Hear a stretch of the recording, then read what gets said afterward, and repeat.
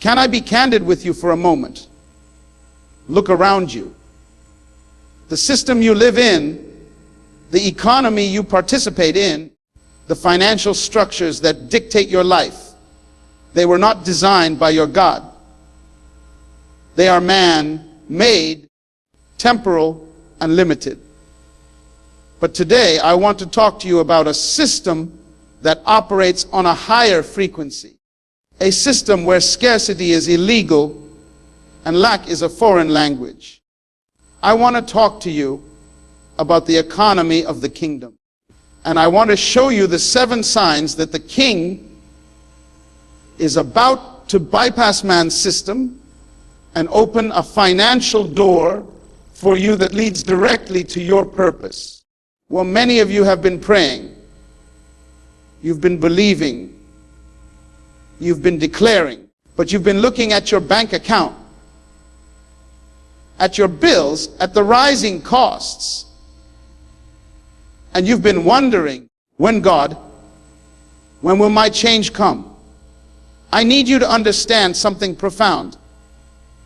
The delay is not a denial. The waiting room is not a punishment.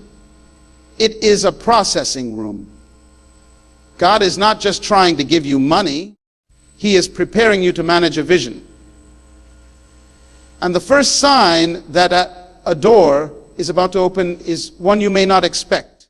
You become emotionally and spiritually detached from the money itself. The anxiety begins to lift. The desperation fades. Why? Because you have come to the powerful realization that the money is not the source. It is merely a resource. Your source is God. When you know that your assignment is your provision, you stop chasing money and you start pursuing purpose. This detachment is not laziness. It is the highest form of spiritual confidence. It is the evidence that you finally understand you are not a beggar trying to get a blessing from God, but a child of the King who has legal access to the family business. Just before a baby is born, the contractions become most severe. The pain is at its peak. Many of you are in the contraction phase, and you're misinterpreting it as a sign of defeat.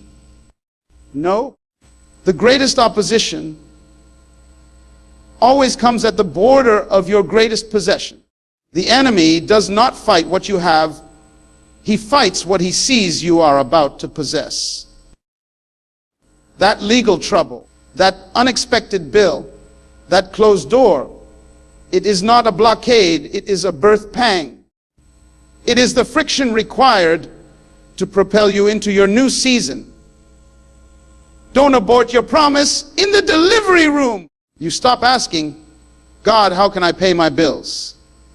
And you start asking, Father, what problem in my society did you create me to solve? You see, God does not finance needs. He finances visions. He funds solutions. When your primary focus shifts from your own needs to the needs of your community, you have just positioned yourself for a financial download. The world pays for value.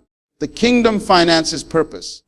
Your financial door is hidden in the solution to a problem you are uniquely gifted to solve. This is not a thought you brainstorm. This is a download, a divine revelation, an idea that seems risky, illogical, and unconventional. It's an idea for a business, a book, a service, an investment that others have overlooked. This idea is the key to the door. It will not look like the keys others have used, because your door is custom, made for your assignment. Don't despise the small beginnings of that idea. Nurture it. Write it down. Pray over it. That idea carries the genetic code of your financial breakthrough. Even in your lack, you find a supernatural ability to give. Why? Because you have broken the spirit of poverty. Poverty is a mindset of scarcity that says, I must hold on to what I have. A kingdom mindset says, everything in my hand is a seed for a greater harvest. Your act of giving in a season of need is a prophetic declaration to the universe that your trust is not in your possessions, but in your provider. You are sowing in faith, knowing the laws of the kingdom guarantee a harvest. Strangers begin to favor you. People you haven't spoken to in years call you with an opportunity. You find yourself in the right place at the right time. These are not coincidences. These are divine appointments. God is connecting you to the relationships that are necessary for the next phase of your assignment. Your network is about to catch up with your net worth. Pay attention to the people God is bringing across your path. They carry a piece of your puzzle. God will place a vision in your heart so large, so expansive, so beyond your current capacity that it terrifies you. It will require more money than you have, more influence than you possess, more wisdom than you've accumulated. This is the final sign. Why? Because if your vision doesn't require God's intervention, it is not from God. That overwhelming vision is the blueprint. The financial door is about to open, not to meet your budget, but to fund that God-sized vision. So I ask you today, look at these signs not with your natural eyes, but with the eyes of your spirit. The pressure, the idea, the divine detachment, the overwhelming vision, these are not signs of trouble. They are the sure signs of a door that is already trembling on its hinges, about to swing open for you.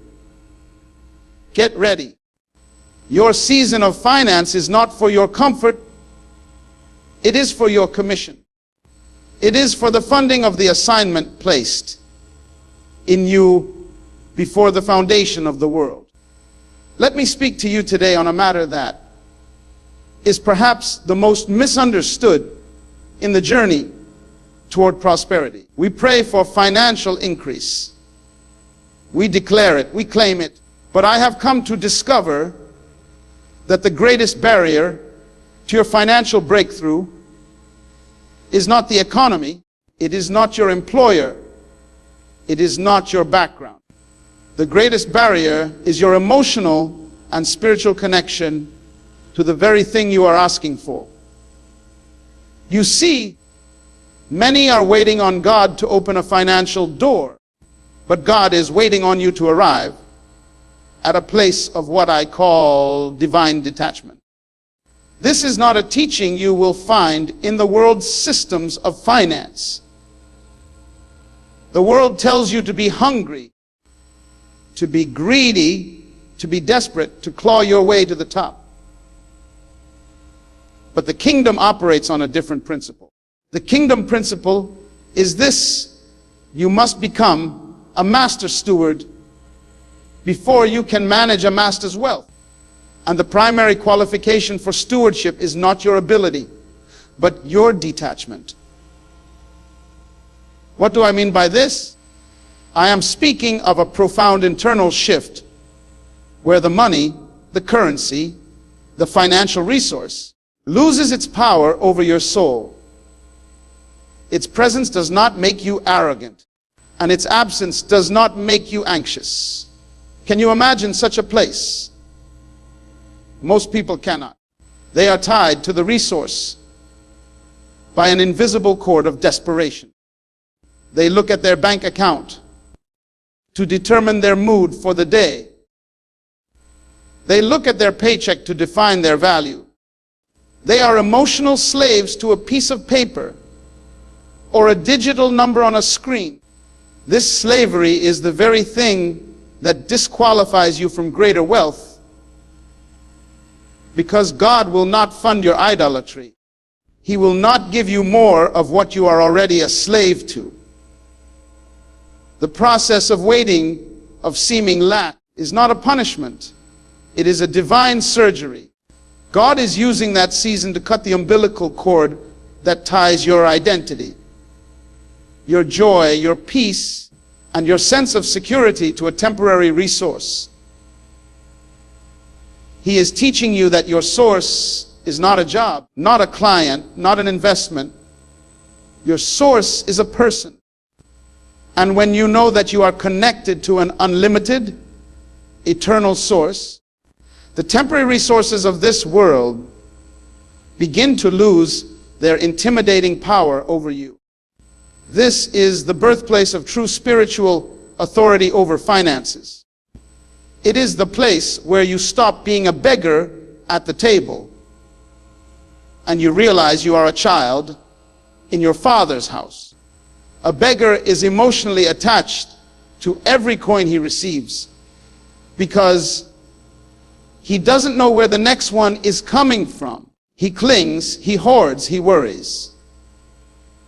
But a child in his Father's house has a different consciousness. He knows the entire pantry belongs to his Father. He knows his access is based on relationship, not performance. He is not anxious about his next meal. He is detached from the individual apple he eats because he knows the entire orchard is his inheritance. This is the confidence God is building in you. Your financial door will not open until you can look at $1 million with the same spiritual equilibrium with which you look at $1. Until the size of the problem does not intimidate you because you know the size of your God. This divine detachment is the ultimate sign of inner strength and purpose. It means your vision has finally become bigger than your need. You are no longer motivated by a desire for a nicer car or a bigger house. You are consumed by a vision that demands funding. The money becomes a means to an end, and that end is purpose. When you are emotionally detached from the money, you become a dangerous weapon in the hands of God. Why? Because you can be trusted with it. You will not waste it on frivolous passions. You will not hoard it in fear. You will deploy it with precision and wisdom into the vision, because the vision, the purpose, the assignment is the only thing you are truly passionate about. The money is merely the fuel for the mission. This is why you see many people who win the lottery end up in ruin. The system gave them wealth without first developing in them the character of detachment. They were still emotional slaves, and the sudden influx of their master only amplified their slavery, leading to destruction. God's process is different. He develops the character first. He works on your spirit. He brings you to a place where you can say with absolute authenticity, God, I want your will more than I want your wallet. I want your purpose more than I want your provision. If this vision requires me to be poor, I will be poor. If it requires me to be rich, I will be rich. But my identity, my joy, and my sense of success